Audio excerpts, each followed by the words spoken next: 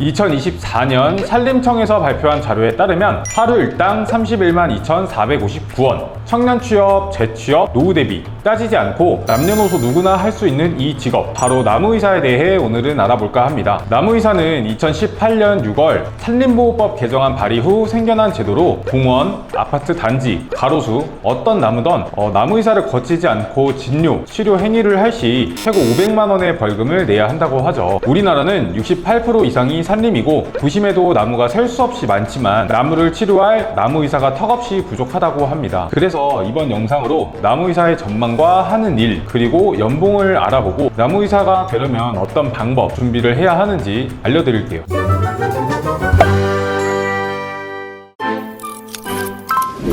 나무의사의 전망부터 알아볼까요? 사실 나무의사의 가장 큰 장점은 정년이 없다는 점인데요. 향후 10년, 20년 뒤에는 어떨지 모르겠지만 지금 당장은 나무의사 자격증 누적 취득자가 상당히 적기 때문에 취업도 걱정 없이 잘 되는 편이고, 취업 후 경력을 쌓고 나무병원을 창업할 수도 있죠. 실제로 나무의사 자격 시행 후에 현재까지 누적 취득자는 2023년 기준 1,383명으로 이 분야 자체가 아직은 블루오션이라고 하죠. 이런 자격증은 하루라도 빨리 준비해서 취득한다면 본인만의 수익 파이프라인을 빠르게 구축할 수도 있고 노후에도 안정적인 일을 할 수가 있겠죠. 실제로 이런 일도 있었습니다. 산림보호법 개정으로 나무의사만 나무를 진료할 수 있다 보니 나무의사가 없이 운영해왔던 나무병원이 나무의사를 구하지 못해 문을 닫은 곳들이 정말 많다고 합니다. 그만큼 나무의사의 필요, 중요성은 정말 높지만 나무의 수요만큼 공급이 되질 않기 때문에 취업, 창업 두 가지를 놓고 보더라도 전망이 좋다?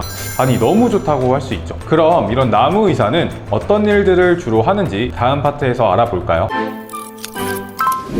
큰 틀에서 보면 나무의사는 이런 예를 들을 수 있을 것 같은데요. 우리가 몸이 아프면 병원 가서 진료받고 약 처방을 받는 것처럼 나무도 아프면 나무의사가 진료한 후에 치료를 합니다. 실제로 유튜브에 나무의사 브이로그만 검색해봐도 젊으신 나무의사 선생님들도 많고 병든 나무들을 치료하는 영상을 보실 수 있죠. 근데 사람은 아프면 병원을 갈 수 있지만 나무는 움직일 수 없기 때문에 나무의사가 직접 아픈 나무가 있는 곳으로 이동해 나무의 상태를 파악하는 진단서와 함께 처방전을 쓰고 수목치료 기술자와 함께 병든 나무들을 치료한다고 합니다.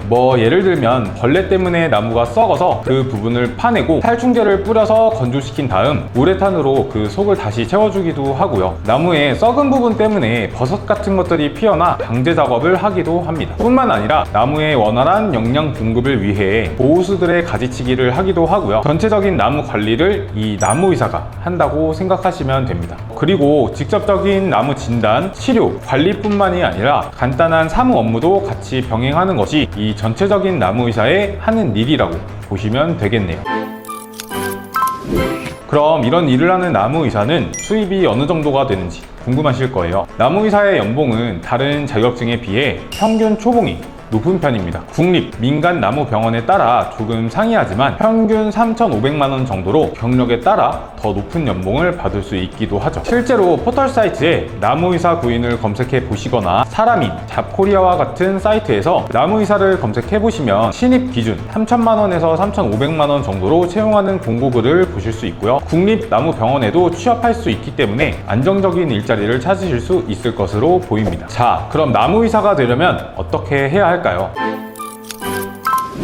보시는 화면은 한국임업진흥원 수목진료 전문가 홈페이지인데요. 나무의사가 되는 방법을 3단계로 나눠서 설명하고 있어요. 보시는 것처럼 나무의사 자격시험을 합격해야지만 나무의사를 취득할 수 있는데 응시 자격이나 양성교육, 시험 등을 거쳐야 하는 거죠. 나무의사의 자격시험 응시 자격을 보면 수목진료 관련 학과의 석박사를 취득했거나 수목진료 관련 학과의 학사, 관련 분야에서 1년 이상의 경력 또는 산림, 농업 분야의 특성화 고등학교를 졸업한 후 3년 이상의 경력 같은 학력에 관련된 응시 자격 내용도 볼 수가 있고요. 국가 자격증을 취득한 사람이거나 기능사 취득 후 수목 진료에 관련된 직무 분야에서 3년 이상의 경력을 쌓은 사람만 나무의사 시험을 볼 수가 있습니다. 이런 응시 자격에 해당이 되신다면 나무의사 양성 기관에서 교육을 이수하고 1, 2차 시험에 응시해서 합격한다면 나무의사 자격증 취득이 가능하게 되는 거죠. 근데 여기서 여러분, 응시 자격이 되는 분들도 계시겠지만 응시 자격이 안 되는 분들은 조금만 검색을 해봐도 아실 거예요. 대학교를 다시 가거나 경력을 쌓기에는 전문적인 분야이다 보니 현실적으로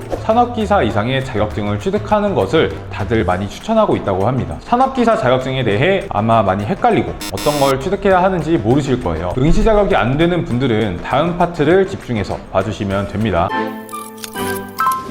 응시 자격이 안 되는 분들 상당히 많으실 거예요. 관련 학과가 아닌 경우 경력이 없거나 경력 인정이 안 돼서 나무의사 시험을 못 보는 분들이 정말 많거든요. 그런 분들에게 추천하는 방법은 식물보호 산업기사를 취득하는 방법입니다. 왜냐하면 이 부분을 집중해서 봐주셔야 하는데 나무의사 1차 시험과 식물보호 산업기사 필기시험의 과목입니다. 많은 분들이 식물보호 산업기사를 추천하는 이유는 농약사를 목표로 하는 분들도 계시지만 나무의사 시험에 선행학습이 되는 부분도 있다고 하죠. 그래서 다른 국가기술 자격증을 취득하는 방법보단 식물보호 산업기사를 취득하고 나무의사 준비를 하는 분들이 많다고 합니다. 산업기사 응시 자격도 물론 관련 학과로 졸업을 해야 하거나 경력이 있어야지만 응시가 가능한데 생각보다 빠르고 간단하게 식물보호 산업기사 응시 자격을 갖추실 수 있습니다. 학점은행제를 활용해 41학점이라는 학점을 취득하면서 식물보호 산업기사 공부를 병행하면 41학점을 취득하는 그 시기에 식물보호 산업기사 시험도 바로 응시해서 취득하시면 되거든요. 응시 자격을 갖추는 기간도 빠르면 3개월에서 길어도 6개월 정도면 충분하고 어떻게 과정을 계획하냐에 따라 비용도 저렴하게 준비할 수 있습니다. 응시 자격을 갖추는 방법에 대한 자세한 내용은 아래 댓글로 영상 하나 남겨드릴 테니 해당 영상 잘 보시면서 궁금하신 점 있으시면 댓글로 질문 남겨주시거나 카톡 링크를 통해 연락 주셔서 학생분들 사정에 맞는 방법을 추천받으시면 됩니다.